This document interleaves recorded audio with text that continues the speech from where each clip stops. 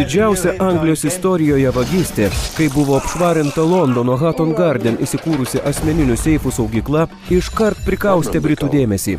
Tuomet ėmė aiškėti, kas sugalvojo, suplanavo ir įvykdė šį nepaprastą planą. Vagių karalius per Init TV. Šindlerio sąrašo žvaigždė Liamas Neesonas grįžta kieto CŽV agento amplua. Įniršis ir kerštas, nesuvaldomas noras rasti žmonos žudikus ir ypatingi gabumai, kuriuos tenka panaudoti dar kartą. Dėmesį kaustantis Pagrobimas 3, tik per Init TV.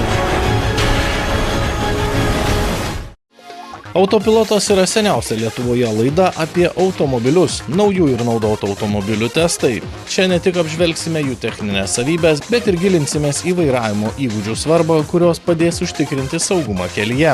Sekite laidą ir sužinokite, kaip tobulinti savo vairavimo patirtį ir pažinti automobilių pasaulį. Laidos vedėjas Vytenis Kudarauskas.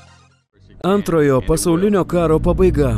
Sąjungininkų kariuomenė veržėsi vis giliau į Vokietiją. Jų tarpe tankas pavadintas Įniršio vardu, o tanko įgulai vadovauja seržantas, kurį vadina karo tėtušiu. Kovų užgrūdintas seržantas išsirengė į ypatingą misiją, kurios metu atsiduria priešo užnugaryje. Kaip seksis likusiems 5 vyrams apsiginti nuo priešo.